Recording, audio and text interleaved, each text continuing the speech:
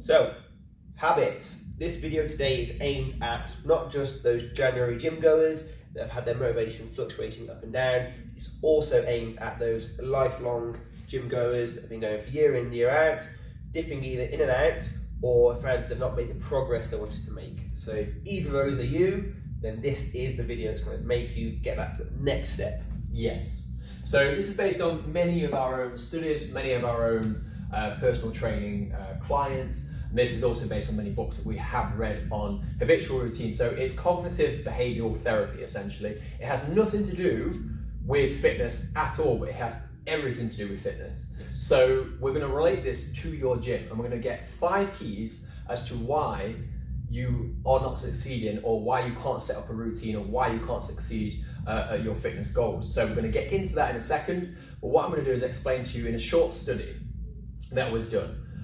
Around about 100 participants took place, and in this study they said, right, I want you to set a year goal, and that 1 year goal, by the end of it, all you have to do is come back to me and tell me if you succeeded or not. And most of them failed. Like, I think it was about 51% of them failed, and 49% of them somewhat passed. So they got most of their goals, and the reason being is because the 49% actually set up a form of habitual routine, and they weren't relying on willpower alone. Those 51% that failed actually failed within the first, not 6 months, not 3 months, but first 3 weeks. So within 3 weeks, a majority, almost half of them failed. So that says more. Let's not focus on willpower and focus on motivation. Let's stop watching those stupid videos, be in a calorie deficit. Let's actually focus on the real things that are actually going to change your life. And make a plan. Yes, so we're going to go through five different keys on how to get the fitness goals you want in life. So we start with number 1. Number 1.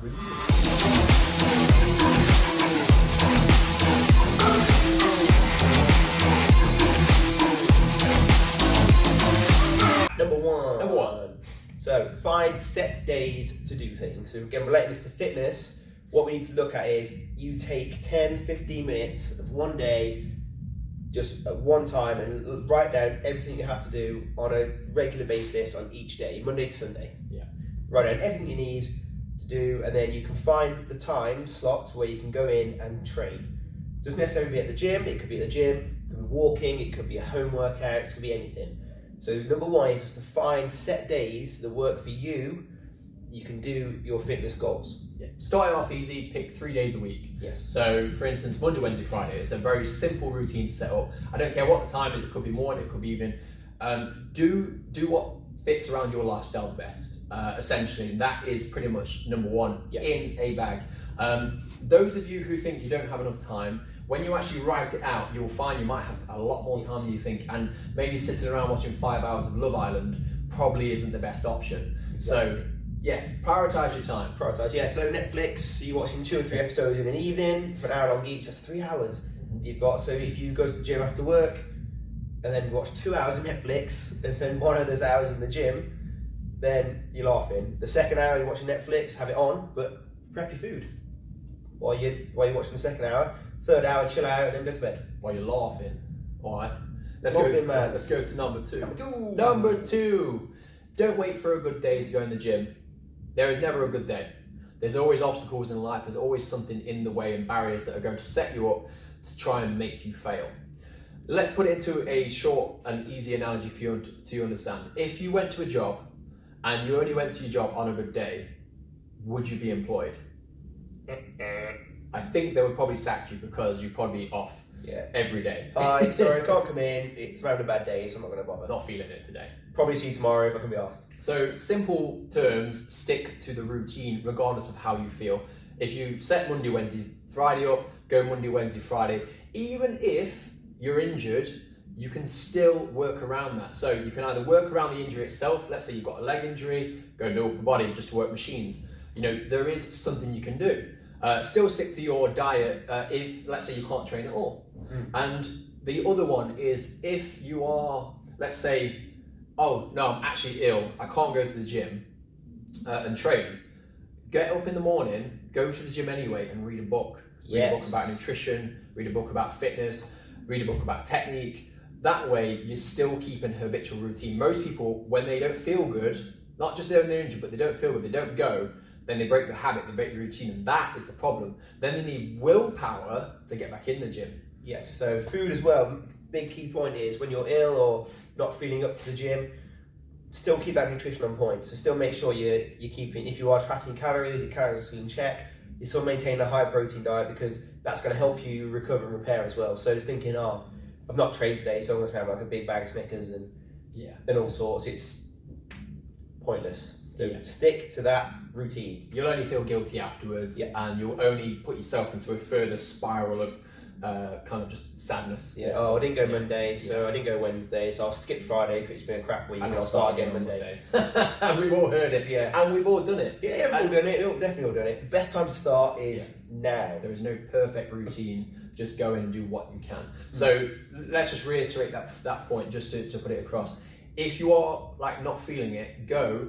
Do as very little as possible, do something, because that is the routine, it's the habit you're building in. It takes around about 90 days to build a habit. So what you need to do is, regardless of like circumstance, just go, like I say, you can sit on the side, have a coffee, read a book, chat to some friends, you're keeping that habitual routine. So when you get up in the morning, guess what? You're more likely to just head there to the gym or to the place of fitness. Your brain will learn. Yes, and it'll adapt. But if you don't do it, guess what? You won't. So that's it. Number 3. So we're still talking about habits, so building on that pre-existing habits. So what we mean by that is, rather than trying to create a brand new whole routine, going back to that first point, have a list of what you're doing and slotting in those workouts and that pre-nutrition into your workouts, into your daily life. So when you're leaving work, for example, your habit is you leave work, hear my finger click. So your habit, the cue is you're leaving work and you drive home. So your new habit is going to be leaving work, driving to the gym, and then going home. So you've built on that pre-existing habit of getting in your car and driving home. That's your pre-existing. So we're looking to build that workout into your lifestyle rather than having to create a whole new routine. So it's a lot easier just to get that habit built into your lifestyle. Much easier. If you're trying to do something outside of your pre-existing habit, let's say, oh, you know what, I'm going to go to the gym on a Sunday when I have nothing going on because I'm relaxed, I'm chilled out. The likelihood is, because you're already at home, you have no reason to build it on top of something, you're more likely to miss it. Or let's say after the work, you don't go to the gym, you don't sort your food out. Let's say, oh, straight from work, I'm going to do my batch cooking. That's great, that's on top of a pre-existing habit. However, if you sit down for a couple of hours first, then try and do it, or then try to go to the gym, it's much less likely to happen, because now you have to rely on that word again, willpower. Yes, so I'm going to go home from work, sit for 2 hours and chill out, and then get up and go to the gym, then come home and cook. It's not going to happen. It might happen, but it's not going to happen consistently. So that consistency of a habit is just bang, bang, bang, done. You know what we should do, guys? Get a pen and paper. Stop, pause the video, go and get pen and paper, or write it in your phone, and I want you to put down actions. So I want you to write this stuff down already right now going through the video. Pause it when you need to, come back to it, because this is the only way that it's going to happen. You're going to have to put some work in. So initially, it's going to be work, but after you've built in the habits, it won't be work anymore. Now you just do things like, it's like brushing your teeth. You don't think about brushing your teeth before you go to bed. You just do it. It's built into your daily routine. Yes. So the routine is wake up, brush your teeth. Yeah. So we'll move on to point number 4, because there is no point in going on that any longer, and we won't drill it in any more than that. So number 4. We're talking a little bit about our goal setting now. So the highlight of this is going to be, don't set your goals when you're in a comfortable, relaxed situation, when you're sipping a beer, chatting to your mate. That's not going to be an educated goal. When does that happen? An educated goal is when you're educated, you've joined the gym, you know, I'm going to lose weight, is your initial goal, it should be. You join the gym, you start training, you start eating well, and then you sort of see how difficult it's going to be for you as an individual to achieve any sort of goal you're going to have in mind. So if you see, okay, I've been doing for 2 weeks, I've lost roughly £1 a week. Okay, so this £20 I want to lose, my initial goal was 4 weeks, not realistic. So realistically, you think, okay, it's £1 a week, let's say 20 weeks to lose that £20, add on a couple of weeks for any, bad weeks, birthdays, that sort of stuff. So 25 weeks. Yeah. So nearly half the year, so 6 months to lose 20 pounds. That then is an educated goal. Yeah, and when you're sipping a beer, when you're having fun, when you relax, you have this high elevation of yourself, and usually during Christmas. Who'd have thought, just before January, you think, I'm going to be the next Arnold Schwarzenegger, I'm going to be the next footballer, I'm going to be the next whatever. When in actuality, you haven't trained for several years. Or let's say you've put on 6 stone over 10 years, right? How long is it going to take to get that 6 stone back off? Be more realistic. Don't be too realistic, but set your bar too low. Because when you start training, you feel pains and your aches and your arms don't move and your legs are tight and you're like, oh God, I can't make the gym. Just stick to that first point. Stick to your plan anyway, regardless of how you feel. And you're more likely to succeed than not. However, don't elevate your goals to such a point that you get demotivated because after 3 weeks, you've not lost 20 pounds. And now there's no point because I'll just wait till next year. And by next year, you put on another, 2 stone? Exactly. And it's a lot easier to put weight on. Well, to put body fat on than it is to lose it, because it's a lot more effort in managing the diet, managing the training, and being consistent than it is to sit on your arse eating crisps and chocolate and stuff, which is super easy. Anyone can do that. So it's a lot harder to actually lose that weight than it was to put on. So expecting it to take even the same amount of time is, again, unrealistic. So just be honest with yourself. So the point before is be honest with your goals, because that will make them more achievable, and it makes that willpower a little bit easier to stick to those habits. And just as a final point, we're using the i.e. losing pounds as a measurement. Don't focus on the pounds, because if you're a person who's, let's say, got a trainer and doing weight training and you're doing it quite heavily, you may find that you might put on muscle mass, which is a lot denser than fat mass. So you may find that although your weight's the same, you look trimmer. You obviously got a smaller dress size or whatever. Your body composition has changed, but you're focusing on the weight on the scale. But it's like actually you've lost 3 or 4 pounds of fat, but gained 3 or 4 pounds of muscle. So who cares what the scales say? Don't focus on that. Just focus on the mirror. Focus on the actions that we've set into place. Focus on the habits, the process, not the outcome. Yes. If you focus on the process, you will get the outcome. It's like a full circle. Yes. Number 1. Amazing. All the way around. Oh. So let's move on, shall we? Yeah.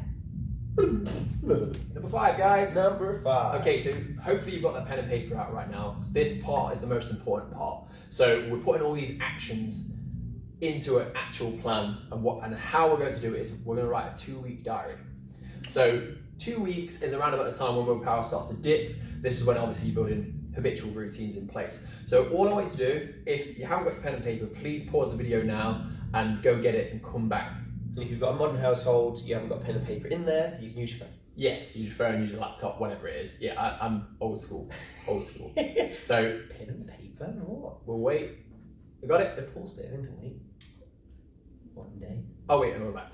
Okay. So all I want you to do is write down 2 or 3, depending on how much you've got going on in your life, 2 or 3 new habits over a 2-week period. So I want you to write, I want to go to the gym 3 times a week. I want to eat a little bit less on Tuesday, Thursday, Friday, and I want to change one bad habit for a good habit, which we could go into in a sec. If by the end of those 2 weeks, one of those habits doesn't work, let's say, oh, this one doesn't work, change it out for another one. And then for the next 2 weeks, focus on those same 3 habits until they stick. If they're easy and you can stick to them long term, then you can stick to it for life. If it's really hard and it's unattainable, change it. So 2 weeks, 3 habits, change it in. Luke, take the flow. So, like you mentioned, that 3rd habit being changing a bad habit for a good habit. Yeah. So what I mean by this is, as an example, most households will have their dinner in the evening and then follow it up with a dessert. That's the habit. And the reason you're having dessert is not because you're still hungry, it's because it's just the habit is when you have dessert after dinner, that's just the way it is. So that's good, like 300-400 calories you got there you're having you don't really need. So we can change that bad habit for something positive. It can be absolutely anything that just stops you eating that dessert. Mm-hmm. So for example, having dinner, then instantly, as soon as you finish dinner, getting up, going to the sink, washing all your plates up, bang, off your evening shower. So you've literally just cut that cycle, dessert's not even an option. Example number 2, having a hot drink afterwards. So, decaf coffee, flavoured tea, something like that. That's what your dessert, so it breaks that cycle. Another third option is even just switching where you're sitting to eat your dinner. So at the table, switching seats. So that's technically a new habit. So you're sort of forming a new positive habit. Eat dinner in a new seat, get up and do your washing up, go for your shower, whatever. As long as you're breaking a cycle of having dinner, dessert. It does sound weird, but it does work. It does sound like that's never going to work, but it does work. It's a positive habit. For example, another example, biting your nails. Get that urge to bite your nails, create another stimulation that's going to stop you biting the nails. When you get that urge, even if it's like a little hand slap. You're aware of it then? Yes, you're aware of it. So you come into the habit of stopping yourself from doing it. Eventually, your brain automatically that's the new response to that thought. And building positive habits. If, let's say, we're starting completely from scratch, you are an absolute beginner, you've been eating bad diet for years, you haven't trained ever, let's say. This is complete and utter beginners. You won't necessarily be able to change those habits immediately. So, if you have a big wedge of cake for dessert, have a smaller wedge of cake. There is no perfect way of doing this. You can change pre-existing bad habits for pre-existing good habits. Sometimes you have to get those bad habits to slowly come down. Like smoking, you wean yourself off. Wean yourself off. Cold turkey's never, it's not going to work. So just wean yourself off. So give yourself time. Yeah, so don't focus on the nutrition aspect to start with. So let's say you're complete and utter beginner. The first 3 actions you can take into place is just focus on going to the gym 3 times a week. And then if that works and you've figured out the times and days that you want to do, and that works. If it doesn't work, change the times and days. That's simple as that. Yeah. Then after 2 weeks, you go, right, on Saturday, I want to eat, instead of having a big curry with 2 naan breads, 4 poppadoms, and the onion barges and whatever it is, the full works. You don't need the full works. You can just have maybe 1 naan bread, 2 poppadoms instead of 4, no onion barges, and share the rice. A Diet Coke and share the rice, instead of a regular Coke. You've taken out like 800 calories. Yeah. So you're not going to be perfect. And at first, you might not even lose any weight at all. And this is the point we're getting at, is in order to create habits, you need to slowly bring yourself down. If you were like an addict of like gambling or something like that, you can't just go, boom, cold turkey. You need like a psychological process to build yourself down until you can finally win yourself off. Smokers have nicotine patches. Alcoholics and gamblers have their groups that they go to. So when they feel like they're gambling, they have their sponsor that they call. So the same sort of thing. That gambler or that drinker, they're urged to drink and they're encouraged at AA to call their sponsor. Yeah. All they're doing there is creating a habit of, rather than I need to drink, have a drink. Oh, I need to drink, call my sponsor. Yeah. That's literally all. That's the way it works, because they're replacing the habit without you even realising it, and your brain doesn't realise it, and eventually that habit is, you don't even think about the alcohol anymore, it's think about calling your sponsor. And then that's changed for life. Yeah. That's all we're looking to do here, is just create those positive habits. So now you're 4 weeks into your training, you're eating a little bit less bad food. Within the other 2 weeks of training, so like say it's 6 now, you're 4 to 6 weeks. Now you want to focus on maybe lowering those calories to a point where you can actually start to lose weight. So you need to figure out what your calories are, which we've gone into in many videos before, which I'm sure we can link up there. We'll send up like the whole food series. Yeah, it's a nutrition series. Now you can focus on calories. So it doesn't matter, I don't care what you eat as long as you fit within your calorie range. This is the next thing. So now you're trying to lose weight under a more educated way. And in order to do that, you just have to eat less. It is simple as that, but you have to bring yourself down gradually. After 4 weeks, a month, you finally brought yourself to a point that you can do it. And after, let's say 2 weeks of trial and error, let's say you start off in a calorie maintenance range. So let's say Luke's calorie maintenance range is 2,800 calories because he's trained. Someone who, let's say, hasn't trained for some years will be about 2,000 calories if they're male. Yeah. Let's just give an average. So let's say to start with, Luke's been eating too much for too long, and all he wants to do to start with is get to 2,800 calories per day. So we don't want to like lose weight. We want to just see how we feel on maintenance. Then, after 2 weeks, we can lower it down by 200 calories to 2,600. Yeah. And we don't need to go much lower than that.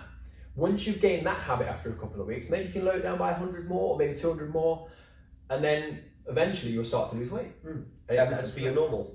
Yeah. So 2,600 will be your normal calorie intake. Yeah. That's just the habit. Your body's just, and you build up what you tend to do with, especially with food, is you build up the go-to foods. So for breakfast, I have the same breakfast most days.